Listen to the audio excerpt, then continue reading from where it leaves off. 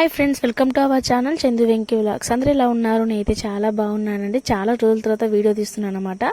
ఇది వచ్చేసి మీ ఊర్లోకి రాకముందుకు వీడియో అండి.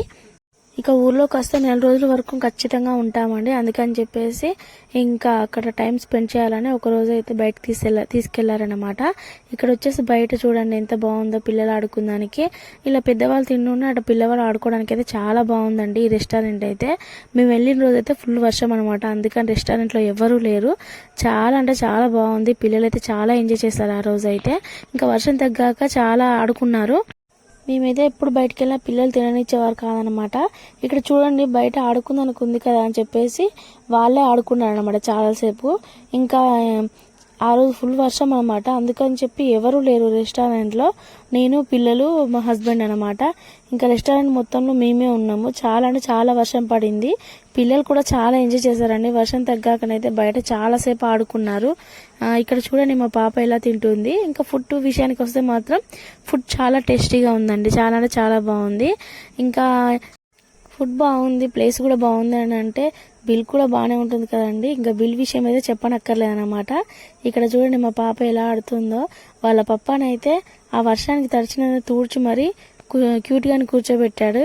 అది కదండి తండ్రి ప్రేమ అంటే. చాలా ఎంజాయ్ చేశారు. అది చూడండి ఎలా ఆడుతుందో. వద్దమ్మ వర్షం పడుతుంది కదా అని చెప్పినా వినట్లేదు. ఇంకా తను అడిగాక వాళ్ళ పప్ప కాదంటాడా చెప్పండి. చూడండి ఎలా ఆడిస్తున్నారో. రానంటే రానంటుందన్నమాట. ఆ రోజు అయితే ఇంకా చాలా లేట్ అయిపోయింది. ఆ రోజు అక్కడే ఆడుకుంటా నేను దిగనని చెప్పేసి మారం చేస్తుంది. మా చిన్న పాప నేను ఎత్తుకున్నాను. వెళ్ళిపోదాం పదా వర్షం పడుతుందని చెప్పినా కూడా వినట్లేదు అనమాట.